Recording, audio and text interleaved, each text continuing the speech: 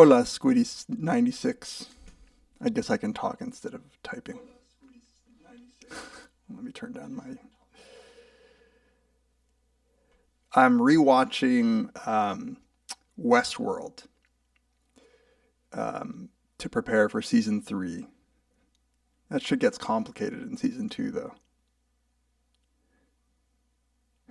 Who's the dom and who's the sub? Um, you can just check our resumes, our CVs. There is no. We're in a completely equal relationship.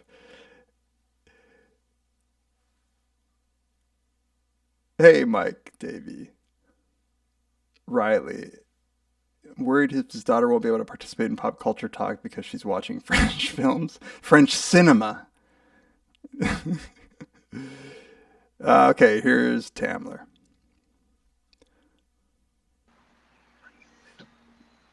Wait, how do you get it to flip? What do you mean? You guys are live. Am I the right way? No, we're looking at your daughter. Yeah. Like they're looking at you. How do you get it to flip? How do you get it to flip? Are you on your phone? I don't know. Why? I don't know. Flip it. Skype works. Yeah, what camera are you using? Hi, Lai. My iPhone. There should be that little icon, right? Hold on. There should be that little. Is there an icon there? Here, let me look.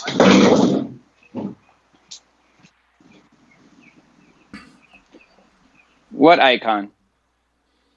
I don't know if on Skype, but you know what I'm talking about with the camera, like that little one on the camera. I guess you could turn the camera on, see if it still looks good. Metro Man, shut up. No. Just turn the tripod around. Wouldn't that be better? I don't know, but it still shouldn't Tamler be. Hear you.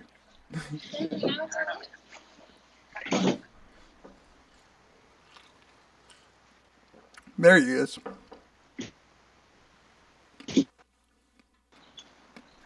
Oh, I see myself now, yeah. Ladies and gentlemen, we have Tamler. I'm frozen, though. Can you... I can see you. Move it? Why is it so... All right. Let's thank Liza for the text. I'm behind. I guess thank you for the text. We make it straight. Yeah, well, Christian Del Valle, welcome to this Zoom lecture. Today we're going to talk about Gettier cases. Yeah.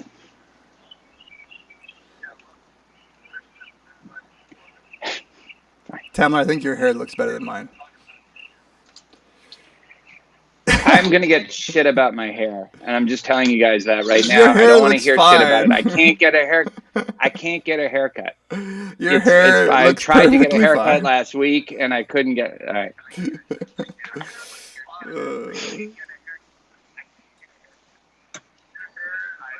I've been hearing shit about that for 5 years or 4 years. I'm sick of it. You'll All right, so how do we do this? Do you see the chat window? Shave it off. Yes. See? Sean Are we going to do the Reddit ones hair looks first? surprisingly good, Tamler. All right. But that's what happens with low expectations.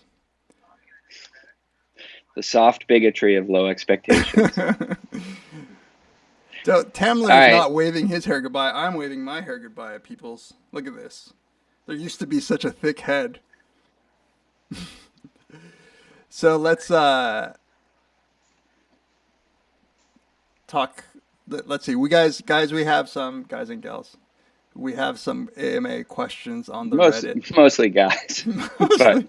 Mostly guys. If you're a woman, you should identify yourself so that we.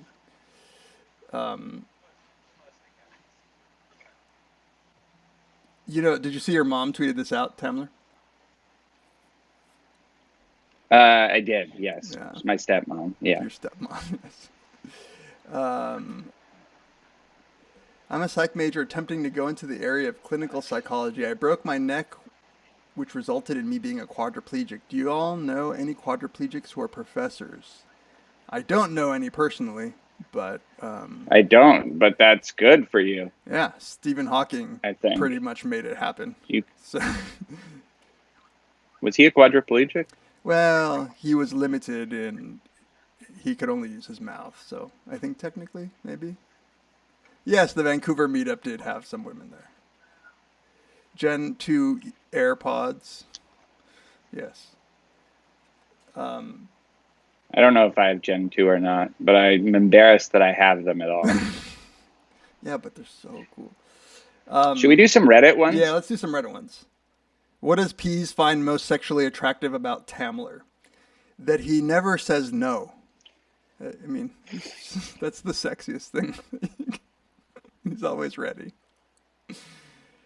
Do we have taboo subjects?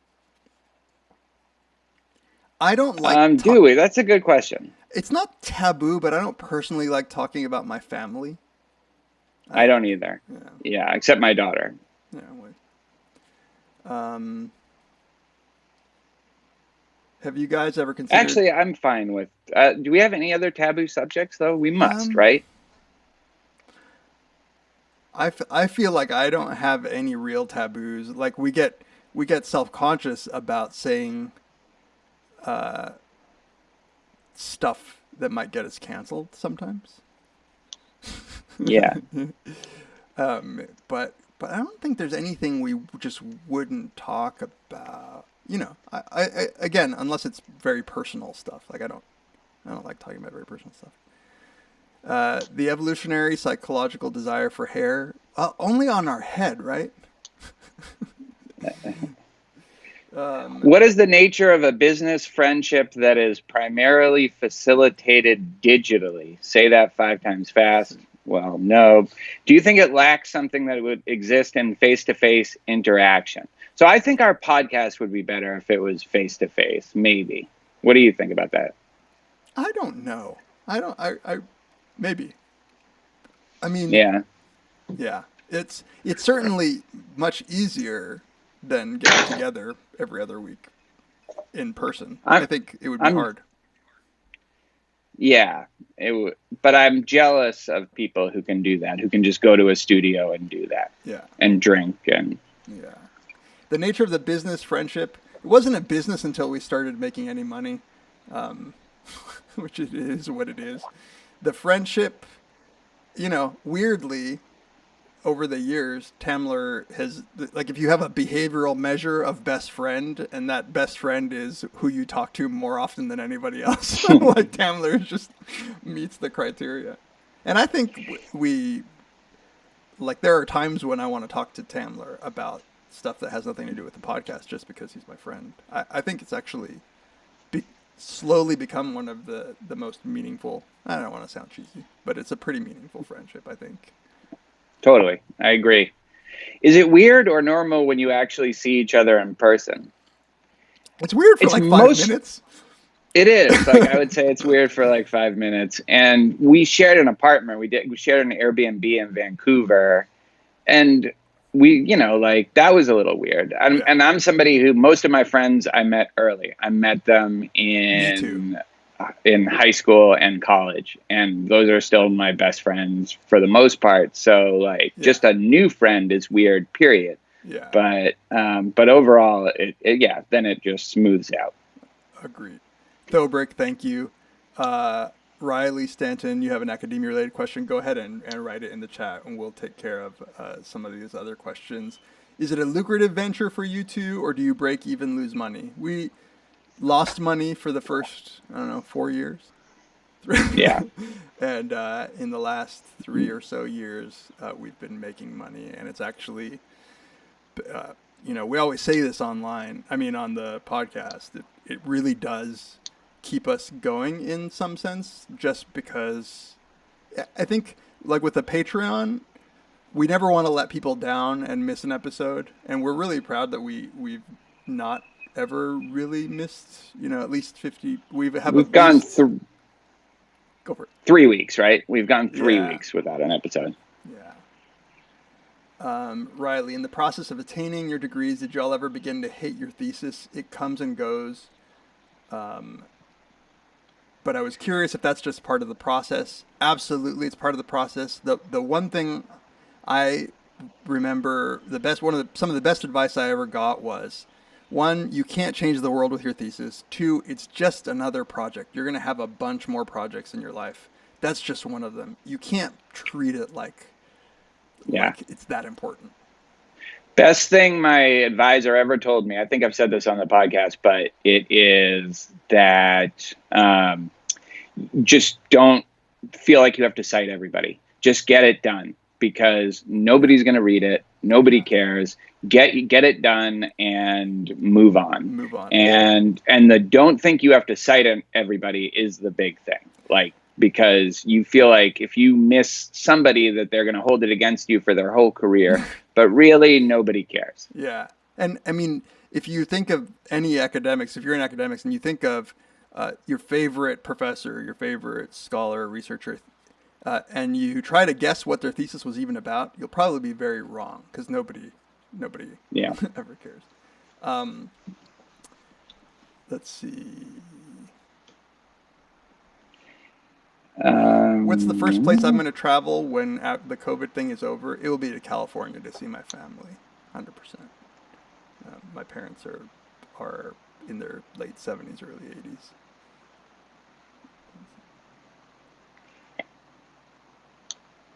No, I haven't seen the Twitter fight over fast new COVID researching. We call that ambulance chasing in my field. Is there anything about your life that the other one doesn't know and you think would be really surprised to hear? This is from Reddit. I mean, it's a weird question, because if there were, I wouldn't say it, because then I mean, I don't think Tamler knows. We're both kind of open books, right? Like, for the most part, but there's stuff that you don't know, but only because it's boring. Yeah. I bet if there is something, it's more Pizarro hasn't told me than I haven't told Pizarro. Probably because you've been married for so long that you don't have the kinds of secrets that I do. Possibly. Or the other way. Or I have like way more dangerous secrets. One or the other.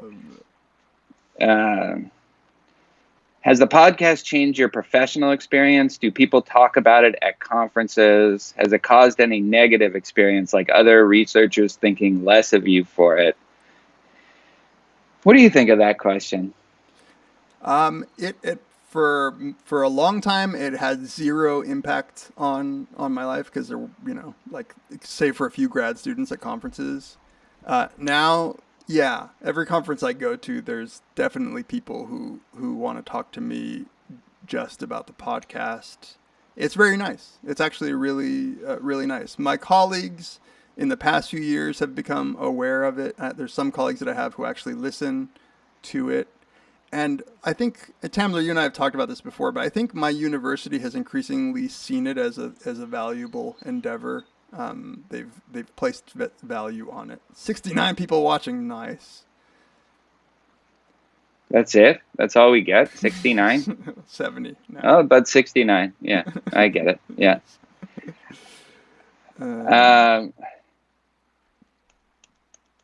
Hey, nothing. I'm just seeing this right now, the about my daughter, and I don't like it. Ignore it.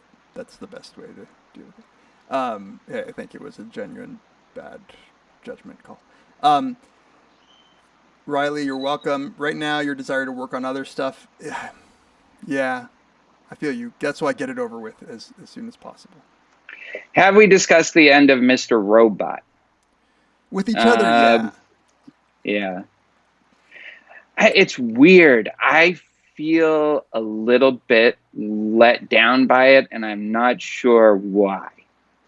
I think it was because we expected too much after that first season. That's how I justify it. The first season was so good, and we were so into it. And this is the problem with me. I get over enthusiastic about things, and I hold it up to expectations that it can't possibly fulfill. So, yeah. I was not disappointed by the finale. I think it was a very emotional release for a lot of people. It just stopped having as much personal meaning to me at some point. And Tamler and I talked a little bit about some of the episodes in the last season, and it didn't move me as much. I think I was really into the geeky sort of speculative fiction sci-fi elements, and that's really not what he was going for, and I knew that. But I recall you guys talking about this before, but would you guys encourage going to grad school for philosophy? I'm worried about the job market and if I'd be cut out for teaching. So let me address this, because the job market has become harder. But I think I would recommend going into it and taking it, year by year. I think you should commit and be really into it, and you should feel like this is the only thing that you can do at the same time. I mean, that's how I felt. It was the only thing I could do. So it was kind of the most practical thing for me. But you should know, you should have your eyes wide open going into it. It is a very tough market right now, and it might get tougher after this coronavirus. yeah, I mean, I think one of the mistakes in general in grad school is to think that if you go to grad school, one, you're signing some sort of contract that says that you have to finish, which you don't. Like, you should do it if you like it, if you enjoy it, that's fine. And two, that when you leave, you're somehow condemning yourself to have a job in academia, when that's, I mean, more for some fields than others, but it's not like you can't just switch, right? Like, in 5 years, you can either have a degree or not. Like, what, it really depends on what you want to do. I wouldn't worry about the not teaching, not being able to teach part. That shit will come. Like, that just happens. But plus you can be a terrible teacher and still be an academic. And honestly, that's the most fun part of my job. I love teaching. Yeah. I absolutely love it. And so if you're someone who feels like you won't love it, I think that is maybe something to make you not want to do it. But I would go, grad school is great. Like, I think grad school can be a really rewarding experience no matter what you do. And so and you're not signing the 5-year contract, as Dave said. That's something we've said for a while. And, you're going into it with your eyes open, right? I mean, that's more than most. Why do you love teaching? I'm learning this right now. That have to do online teaching. I really like the interaction in class with students. I think there's a kind of energy and a kind of fun you get introducing people who are genuinely interested and engaged to new ideas. That's just an amazing feeling. It's it's not that some students aren't just trying to be on their phone when they're not allowed to be, or kind of tuning out or looking at you with dead expressions. That happens. But when it doesn't, which is a lot, and when you're really clicking with the class, it's kind of why I wanted to go into this business more than a lot of the research stuff.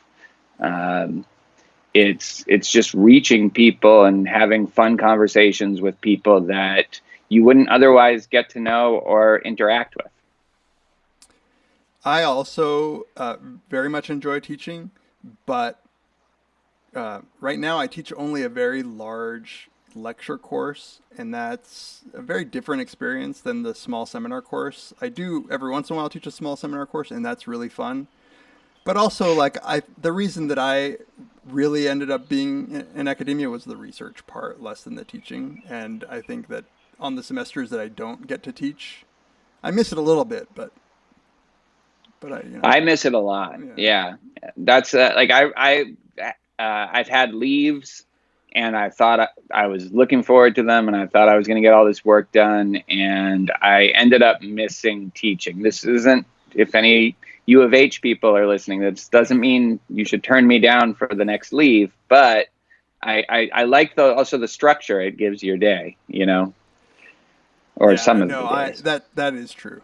And I actually have, just in my office hours for my big intro psych class, when I get to interact with students individually, it's draining, but it's super rewarding.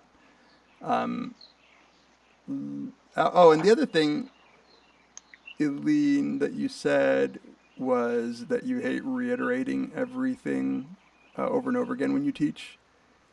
I don't know how old you are, or how long you've been teaching, but I think that one of the things that I try to improve every semester is my explaining of some of the same concepts, because I have to teach them over and over again.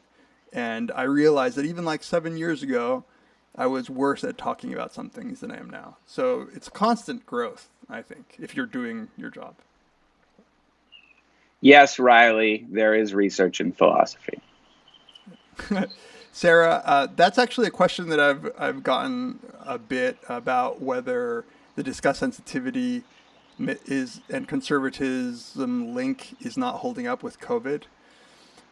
For, you know, for one of the things I try to always tell people is the effects size for the conservatism and discuss sensitivity link, or the political orientation link, is small. It's very small. There's a gajillion things that are going to be influencing your behavior at any given moment.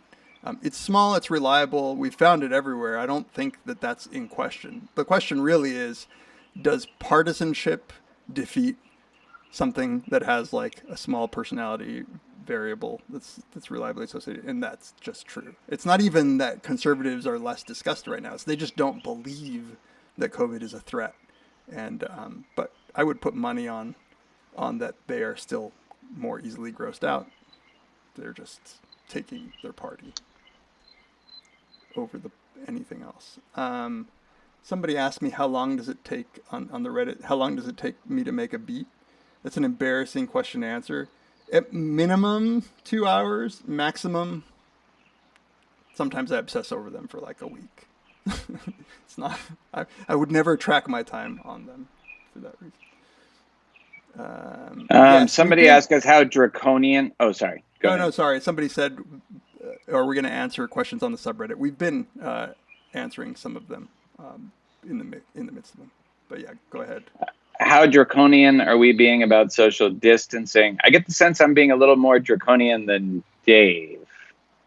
I know. I'm staying at home.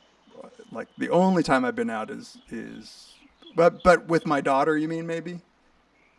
Yeah. I think there was because there was one time where you were picking her up from not a play date, because she's too old for a play date. But absolutely. Yes.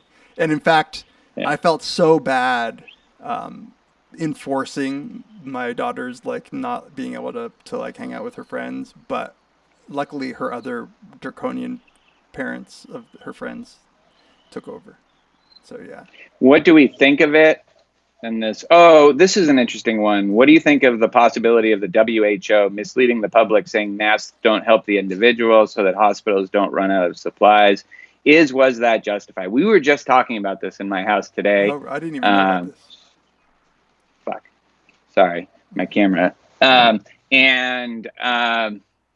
Well, we were talking about whether that would be justified, and I think maybe it would.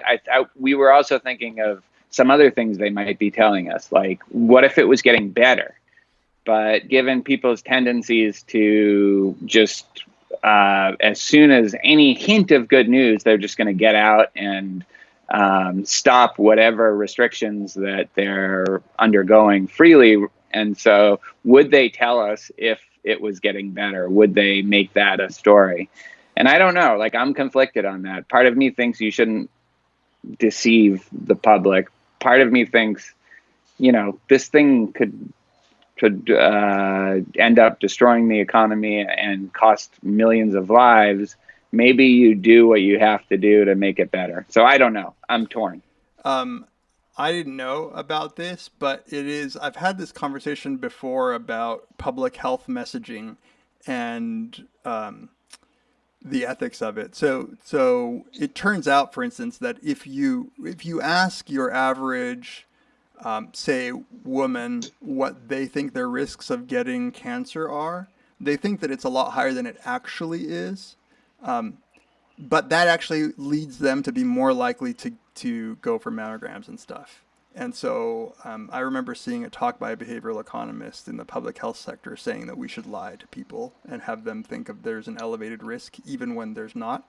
I think, as Tamler points out, it's all a game about whether that will undermine trust in the long run. And if you can't trust the information that you're getting, then you're screwed. But in a utilitarian sense, as we will talk about with our Peter Singer interview, I think it can be justified. Frank, yeah, I think I have a fat guy voice. I don't know why. I sound like Biggie Smalls if he were a white Hispanic. On Reddit, where do you guys find out about the movies and books you enjoy? If you get plugged into the podcasts and websites, you will find out about movies that you can quickly kind of tailor those podcasts to your tastes. And there's tons of good stuff out there, just tons. I love it. I love the internet for movies and books. It has totally changed my way of understanding and watching movies and the kinds of movies that I enjoy. Right before you logged on, Tamler, I was telling them somebody was asking me what I'm doing, what I'm watching, and I said that I'm rewatching Westworld season 2. Yeah. Squiddy 96. But that is You're exactly one of the rewatching things. it? I heard it was bad. I'm rewatching it because I want to watch season 3. So it's not bad if you can binge and read. I think it was a tough watch live because it was super confusing. But as I'm rewatching season 2 in preparation for season 3, it's better. Squiddy 96, do you speak Spanish? I'll speak Spanish.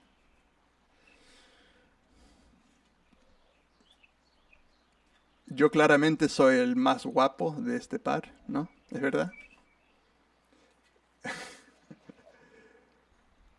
David Goldfrank, it is bad. Yeah, it's it's well done. Like, it looks really cool. I'm okay with that.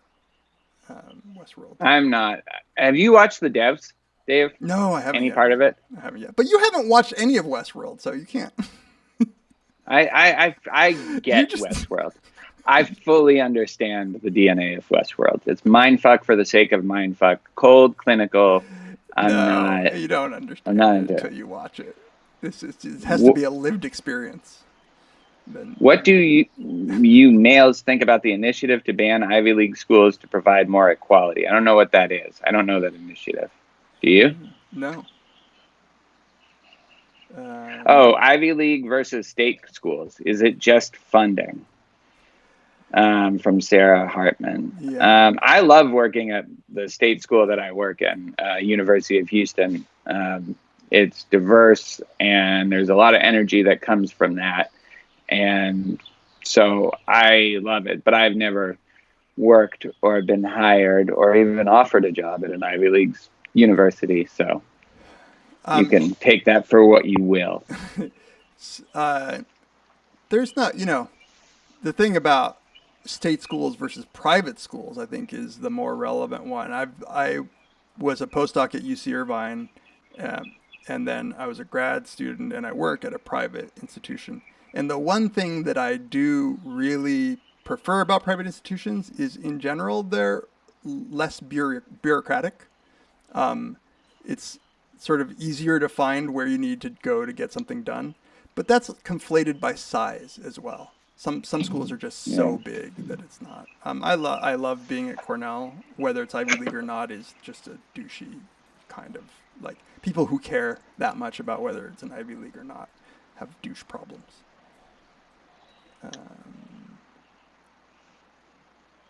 Can you guys tell the story of how you got together to do the podcast? We've told this, right? Yeah, this is from. Go ahead. Well, I very briefly, I had the idea, and I contacted Dave, and he was a tough get at first. It's tough to get him to commit to anything. No, you were the first choice. After your movie podcast. No. Like, I think my memory is then after you were just kind of like not totally getting back to me right away or a little hesitant, then I went to the movie podcast idea. Yeah. That's what I think.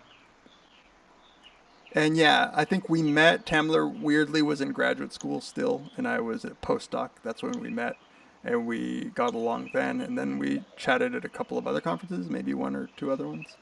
We didn't know each other that well by the time we started doing this. But we hung out But whenever we would see each other at conferences. It was one of those things where I didn't need to know you that well to know that like it was fun to talk to you. Do you remember? I don't know if we've talked about this.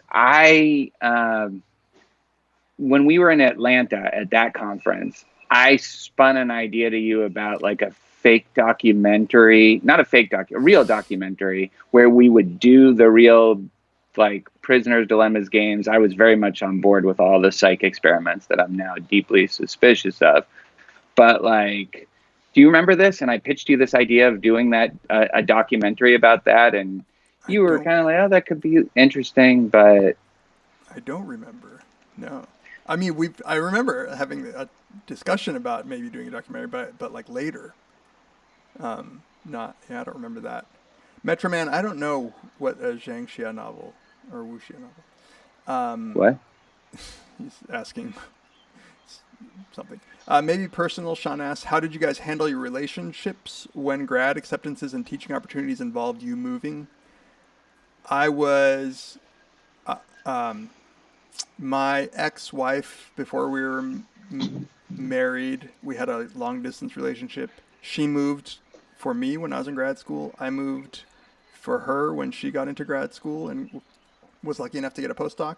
She moved with me when I got the job here at Cornell. It was tough. We got divorced. Not because of the move, but it's very, very difficult to navigate these things. You're just very lucky if you don't have a spouse in academia or a partner. I also was married and moved to Morris, Minnesota for my first job. And I was lucky enough that my wife was willing to do that. And my then 9-month-old daughter, or I guess, no, she was over a year at that point, Jess. And we stayed there for 3 years. And then when we moved to Houston, that was going to be good for her because she is a dance and ballet teacher, and Houston Ballet is a world-class organization. And as soon as we got here, well, within a few years, she was very plugged in and now is very high up in that organization. And so it worked out for us, but I think we also were lucky and we were pretty flexible, and she was pretty flexible. So I think that's very tough. And there's no doubt that it's hard to live where you want to live if you're going to be in this business. You have to have that kind of flexibility. Yeah. It's, Sean, if it's a source of stress for you, and it was for me, and it's hard to get good advice because for a lot of people that you meet will say, oh, it works out. And well, it worked out for them because they're still in academia. There's a big survivorship bias problem. You don't get to talk to people for whom it didn't work out. And it can be a very daunting thing to feel like it might not. But I also think that the weight of opinion is now on the pessimistic side. So I like to provide optimism when I can. Yeah. It is a really fun hustle that if you can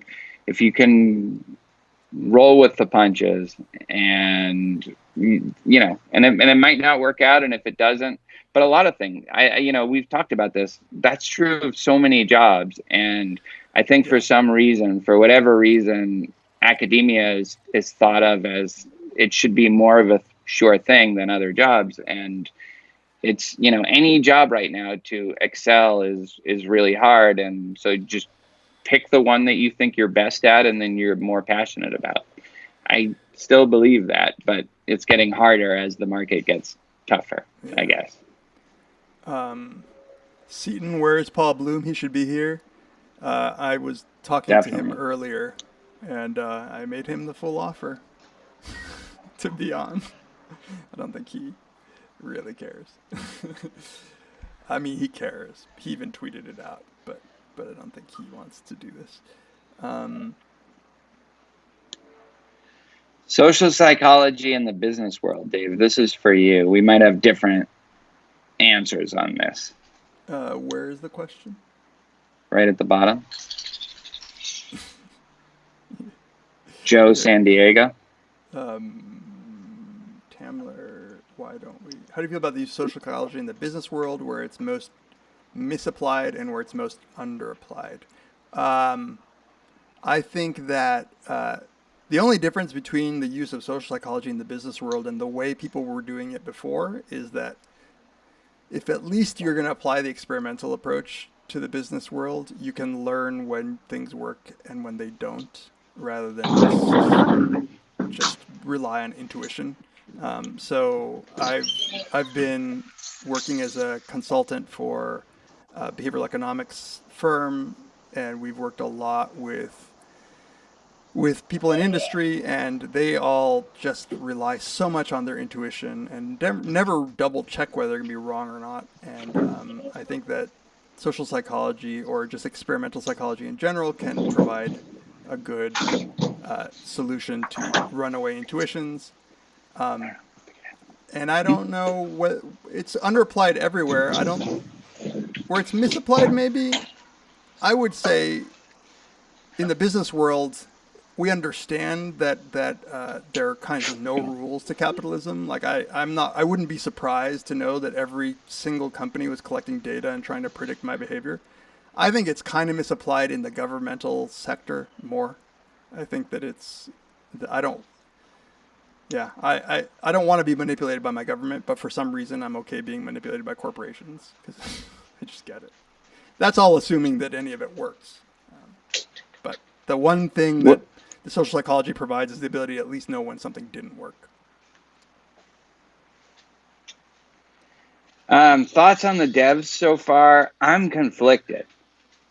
It's beautiful, like his movies, Ex Machina and Annihilation.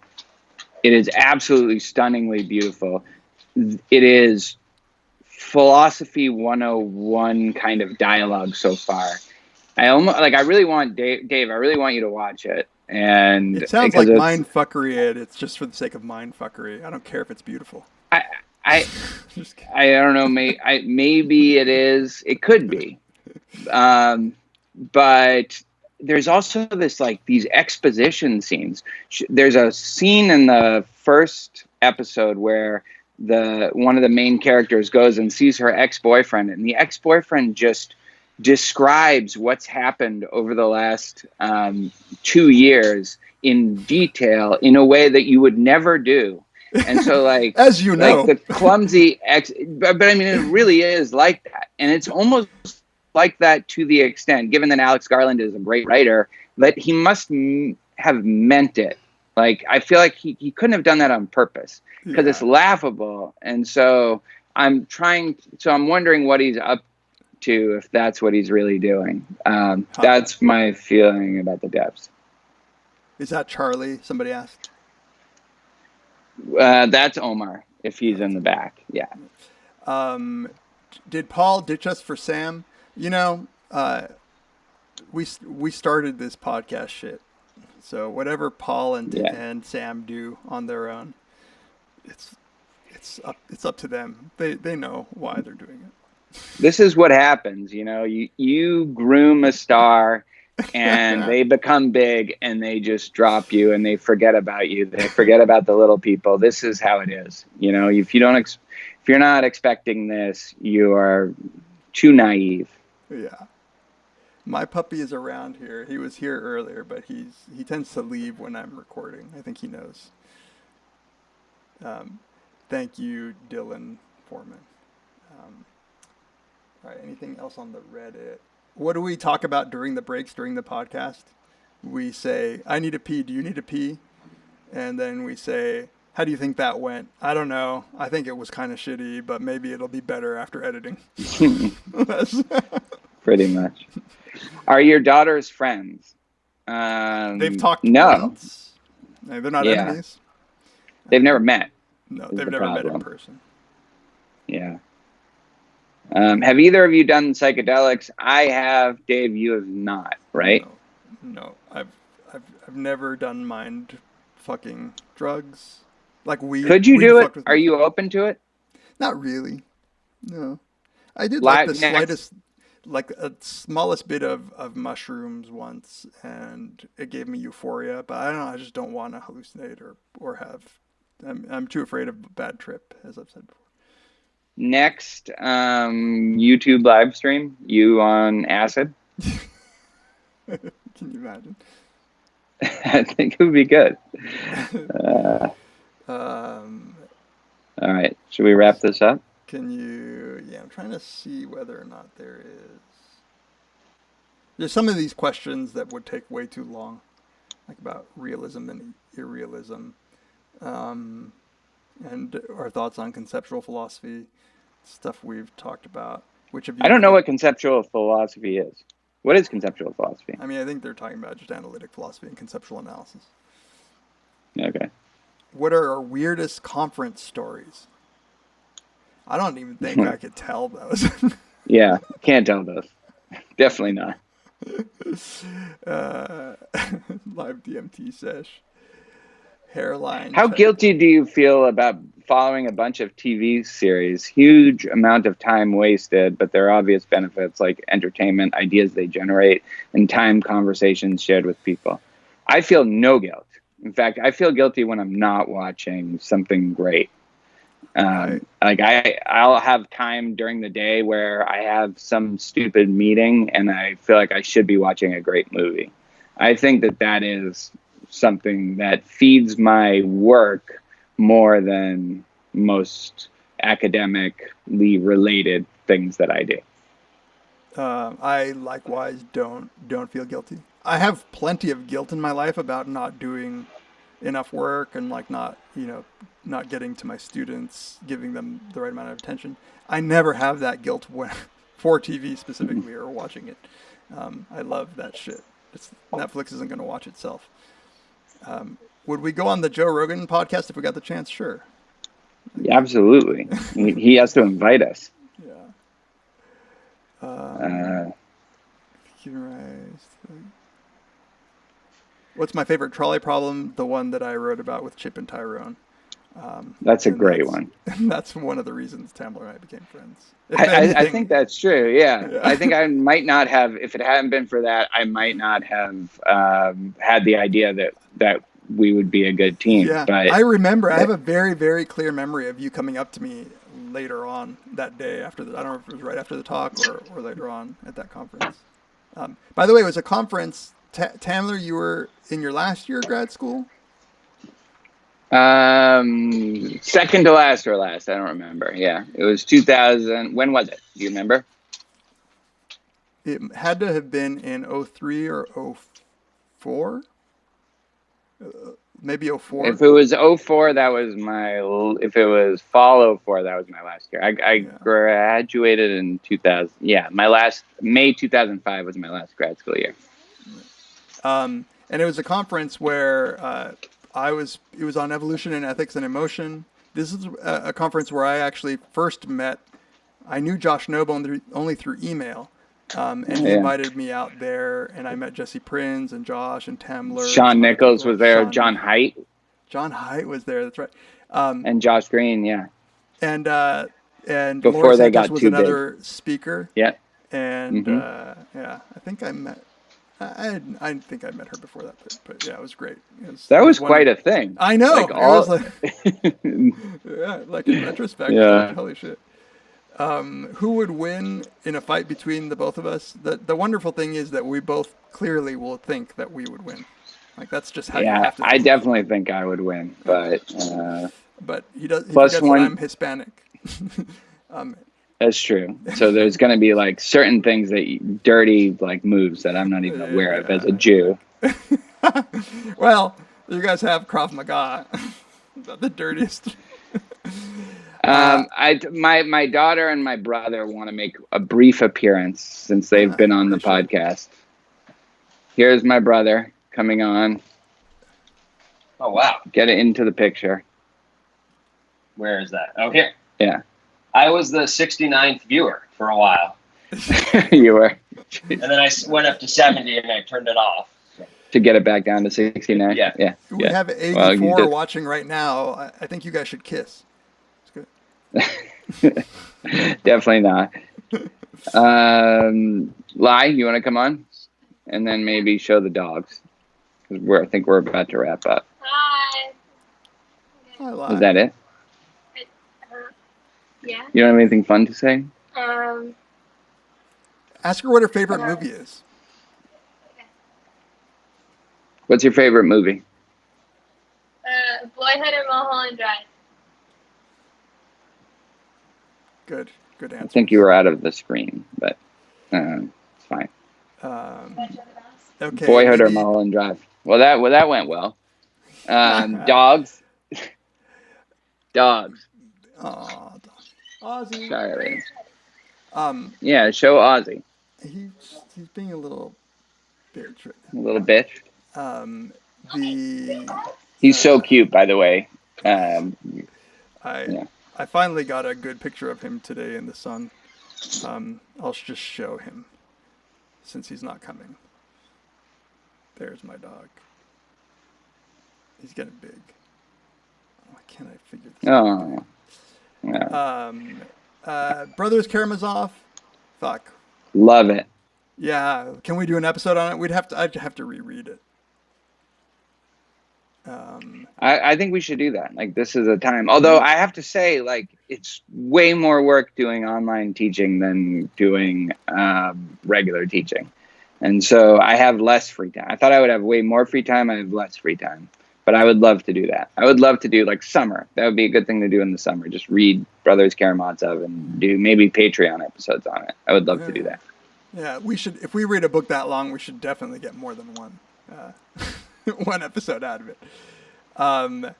Any suggestions for Patreon episodes that you guys have? You might as well put it. Oh, we're gonna do Blue Velvet. I brought the Twin Peaks team back together, Natalia and Jesse, and we are gonna do an episode on Twin Peaks soon.